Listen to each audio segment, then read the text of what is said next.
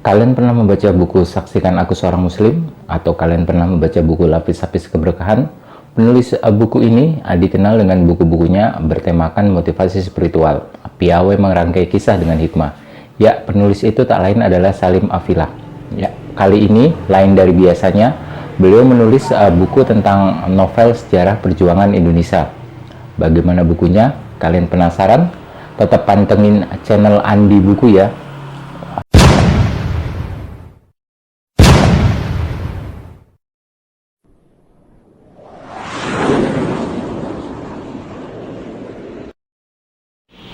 Semoga kalian semua selalu dilindungi dalam kebaikan. Balik lagi di channel Andi Buku. Kali ini saya akan membicarakan sebuah novel dari Salim Afilah, yaitu Sang Pangeran dan Janisari Terakhir.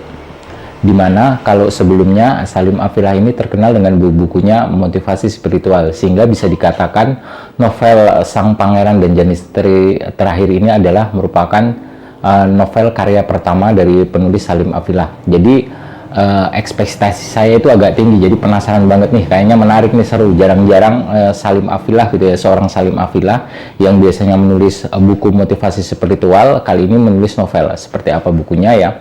Oke, kita bahas lebih lanjut ya. Novel Sang Pangeran dan Janisari Terakhir ini adalah novel yang terutama itu menyorot tentang perang hebat Pangeran Diponegoro selama 5 tahun, yang walaupun waktunya cuma sebentar, tetapi perang ini sangat merepotkan dan membuat Belanda kewalahan, di mana Belanda juga banyak mendatangkan pasukan dari luar, pasukan tentara bayaran ya. Jadi memang sangat kelimpungan menghadapi perang yang pendek tapi sangat hebat perlawanannya dari tanah Jawa ini.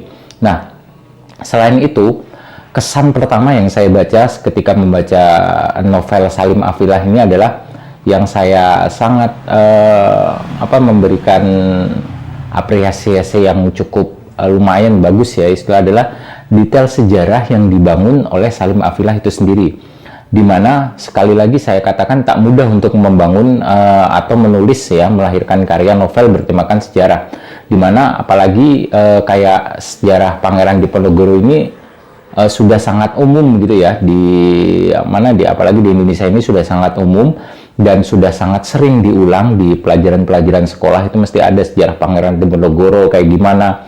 Jadi hal yang mungkin sangat dibutuhkan di sini adalah mungkin detail-detail tentang nama-nama tempat sejarah atau bumbu-bumbu tambahan pada novel ini, sehingga bisa mempunyai pesonanya sendiri.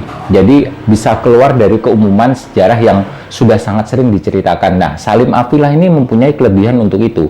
Jadi kalau kalian membacanya itu, kalian terbiasa dengan bahasa Salim itu, mungkin ini di sini bisa sangat menarik lah istilahnya, kalau kita nggak ngebosenin jadinya gitu. Kalau membaca sejarah itu jadi nggak ngebosenin. Nah, selain itu, dalam novel ini diceritakan juga bahwa Pangeran Diponegoro itu tidak sendiri, walaupun juga istilahnya tidak cuma dari orang-orang Jawa saja, ternyata juga ada orang dari benua Eropa ya, perbatasan Eropa dan Asia waktu itu, yaitu Turki, Daulah Turki Utsmani gitu ya, yang sangat terkenal dengan pasukan khususnya, yaitu Janisari. Jadi Janisari ini adalah pasukan khusus elit. Kalau di Indonesia mungkin sekarang bisa dibilang kayak Kopassusnya gitu lah. Kopassusnya Indonesia itu kayak gitu ya.